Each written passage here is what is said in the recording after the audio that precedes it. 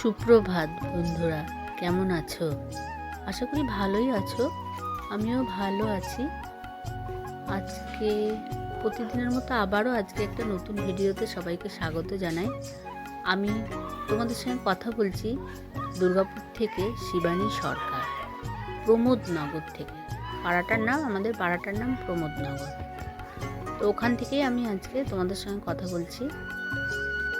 তো আর এই ঝাড় দেব, স্নান হয়ে গেছে, দিয়ে রান্না করব। তো হাঁটা চলা করতে করতে আবার নোংরা হয়ে গেছে, ঘরও মোছা হয়ে গেছে, বাসন ধোয়া হয়ে গেছে, কিন্তু তরকারি কাটবো।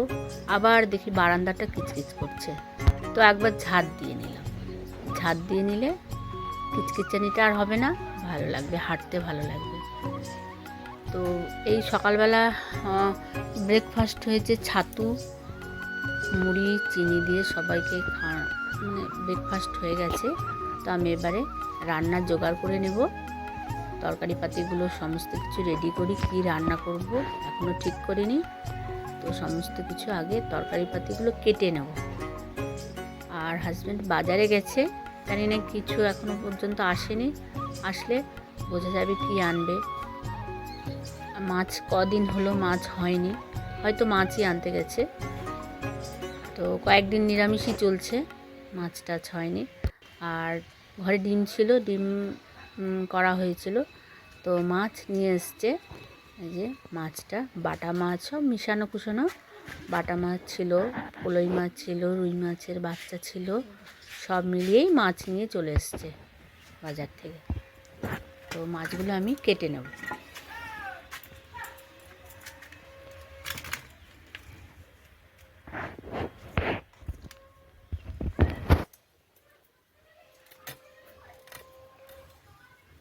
মাছগুলো কাটতে গিয়ে একটু হাতটা আমার কেমন হচ্ছে, কেন বলো তো? হাতে আমার কাঁটা ঢুকে গেছে। এর আগেও আমার হাতে কাঁটা ঢুকে গেছিলো, অনেক চেষ্টা করেছি বার করতে, খানিকটা বেরিয়েছে আর খানিকটা ওর ভিতরেই থেকে গেছে, বেরোয়নি বুড়ো আঙুলে। তো মেয়ে ছেলেদের ঘরের কাজে করতে গিয়ে খুব অসুবিধা হয়, হাতে যদি কাঁটা থাকে না, কাঁটা ঢুকে থাকে, তাহলে খুব অসুবিধা হয়। তো কিছু করার নেই, ওই আর কি আস্তে ধীরে করছি। একটা কাঁটা ঢুকেই আছে, ভাবছি হোমিওপ্যাথিক ওষুধ খাবো, তাহলে কি হবে, কাঁটাটা হয়তো গলে যাবে, জানি না গলবে কি না, তবুও যাবো, ডাক্তারের কাছে যাবো। আর কাজের খুব অসুবিধা হয়, বুড়ো আঙুলের মাঝখানটায় কাঁটা ঢুকে অর্ধেকটা ভেতরেই রয়ে গেছে। অনেক সূচ দিয়ে অনেক চেষ্টা করলাম বার করার, সাদা রঙের কাঁটা ছিল, মাছেরই কাঁটা, তো কখন ঢুকে গেছে বুঝতে পারিনি। তো বার করতেই পারছি না, আর কাজ করতে গিয়ে হাত থেকে পিছলে পড়ে যাচ্ছে, তরকারি কাটতে গিয়েও তাই, আবার তোমার মাছ কাটতে গিয়েও তাই, পিছলে পড়ে যাচ্ছে। তো মাছগুলো কেটে ধুয়ে নিয়ে চলে এলাম, এবার নুন হলুদ মাখিয়ে নেব।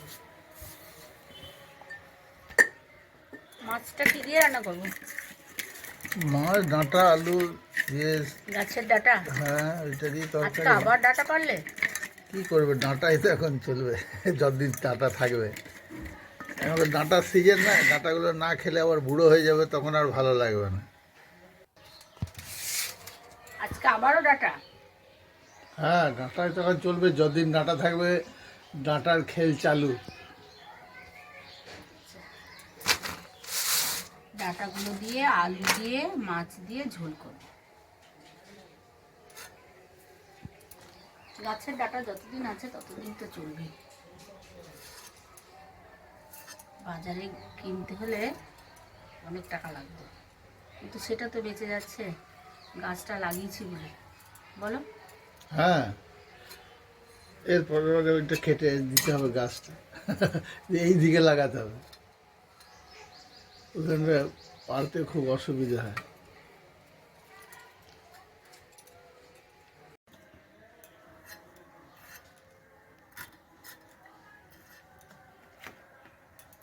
এবারে একটু মোটা হয়েছে, এবারে এরকম মোটাগুলো ঝোলে ভালো লাগবে খেতে, টাটকা মাছের ঝোলে ভালো লাগে। একটু মোটা হয়েছে।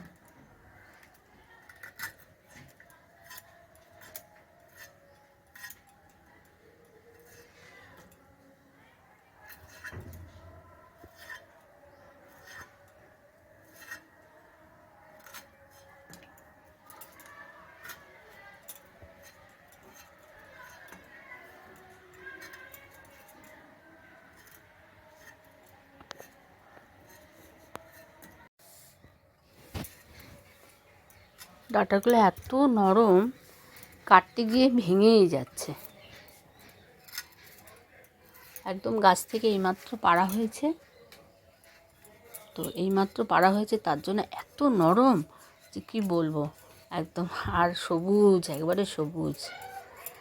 তো ডাঁটার সঙ্গে আরও 2টো আলু দিয়ে দেবো আর একটা টমেটো দিয়ে দেবো, দিয়ে মাছগুলো ঝোল করে নেব। আর আগের দিনে উচ্ছে এনেছিল, অনেকগুলোই উচ্ছে এনেছিল, তো উচ্ছেগুলো সেদিন কয়েকটা ভাজা করেছি, আর আছে 2-3 দিন হয়ে যাবে। তো আজকে ভাবলাম যে উচ্ছে দিয়ে আর ডাঁটাগুলো তো অনেকগুলো ডাঁটা, উচ্ছে দিয়ে, ডাঁটা দিয়ে, আলু দিয়ে একটা শুক্তো টাইপের একটুখানি তরকারি বানিয়ে নেব। আর এই গরম পড়েছে তো গরমে একটু তেতো খেতে ভালো লাগে। আমি কিন্তু নিম পাতা খাই না, কিন্তু হাজব্যান্ড নিম পাতা খায়, আর আমি উচ্ছেটা খাই। উচ্ছেটা তাও আমি বিয়ের আগে খেতাম না, বিয়ের পরে উচ্ছেটা খাওয়া শিখেছি। তেতো আমি কোনো দিন খেতাম না, কিন্তু বিয়ের পরে উচ্ছে খাওয়াটা শিখেছি। কিন্তু নিম পাতা আমি কিছুতেই খেতে পারি না, জানি না কেন। নিম পাতা একদম আমার কেমন একটা গন্ধ লাগে, খেতে পারি না।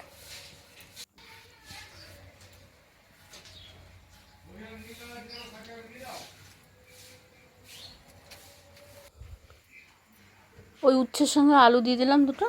এবার আমি মশলাগুলো বেটে নেব। আর এই মাছের তরকারিটাতে একটু জিরে দেব, গোটা জিরে আর কি দেবো একটু, আর একটু আদা, 2টো শুকনো লঙ্কা, কাঁচা লঙ্কা লাল লাল হয়ে গেছে আর কি কাঁচা লঙ্কাগুলোই, আর একটুখানি পেঁয়াজ বেটে দেবো, দিয়ে মাছের মশলাটা করে নেব। আর শিলনোড়াতে বেটে মশলা, মানে শিলনোড়ায় বাটা মশলায় রান্না খুব ভালো হয়। গুঁড়ো মশলার থেকে বাটা মশলায় রান্না করলে বেশি টেস্ট হয়। আমি তো বেশিরভাগ বাটা মশলা দিয়ে রান্না করি। কখনো রাতের দিকে যদি কোনো তরকারি করি, তখন একটুখানি হয়তো গুঁড়ো মশলা দিয়ে দিই, একটা হয়তো প্যাকেট এনে রেখে সেটা ব্যবহার করি। আর এমনি আমার জিরে বেটে আমি রান্না করি। আর বাটা মশলায় রান্নাটার টেস্টই আলাদা হয়।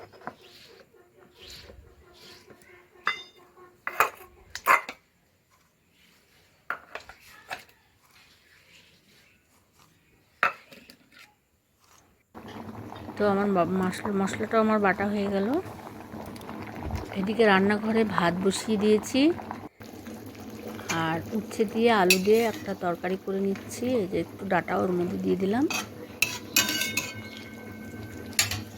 আর রান্না করছি এদিকে। আর এদিকে দেখো কোন ভোরে সেই জামা কাপড়গুলো ধুয়ে মেলা হয়েছে। সকাল 6:30 7টার সময় এগুলো মেলা হয়েছে, তা শুকিয়ে গেছে সব জামা কাপড়গুলো। শাড়ি আছে, আমার ছেলের জামা কাপড় আছে, হাজব্যান্ডের জামা কাপড় আছে, সমস্ত কিছু। দেখছি কি রোদ অনেক উঠেছে, এখন প্রায় 1টা মতো বাজে, 12:30 1টা বাজে, তো সবই শুকিয়ে গেছে। তো আমি সব একটা একটা করে তুলে নিচ্ছি। এই প্যান্টটা শুধু একটু ভিজা আছে, ওই প্যান্টটা থাক, ছেলের প্যান্টটা একটু পরে তুলবো। আর এগুলো আমার অনেক ভোরবেলা কাচা হয়েছে, মানে সকালের দিকে কাচা হয়েছে, তো সবই শুকিয়ে গেছে। উঠিয়ে রাখবো, এখন সময় নেই, এখন রান্না করতে করতে এগুলো উঠিয়ে নিলাম, দিয়ে পরে বিকেলের দিকে ওগুলো ভাঁজ করব। ওই দিকেও জামা মেলা আছে, ছেলের একটা জামা, আমার একটা জামা মেলা আছে, ওগুলো তুলে নিলাম। আর মশলা তো আমার বাটাই হয়ে গেছে, এগুলো রেখে দিই, বিকেলে ভাঁজ করব, এখন ভাঁজ করার সময় নেই। আর হাজব্যান্ড ওদিকে স্নান করতে যাবে, বললে আমি স্নান করি, মাছের ঝোলটা হলে তাহলে খেতে যাবে। মাছের ঝোলটা বসিয়ে দিয়েছি, মশলা কষিয়ে নিয়ে মাছের ঝোলটা আমার হয়েও গেছে। তো এবারে ভাতগুলো বেড়ে নেব সবার জন্য বলতে ছেলে আজকে ওর কাকার বাড়ি নিমন্ত্রণ করেছে, চলে গেছে ছেলে তাদের বাড়ি খেতে, ওর কাকার বাড়ি। আর এদিকে আমরা দুজনই শুধু খাবো আজকে, 2টো থালায় ভাত বাড়ছি।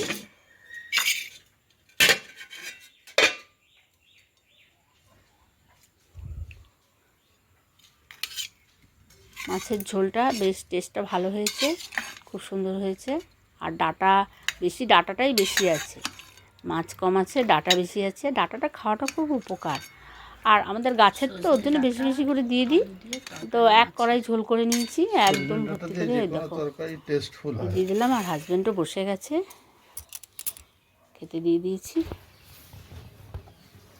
তো বন্ধুরা, ভিডিওটা যদি ভালো লাগে তাহলে একটা লাইক কমেন্ট শেয়ার অবশ্যই করবে। আজকের মতো এখানেই রাখি, দেখা হচ্ছে নেক্সট ভিডিওতে। বাই।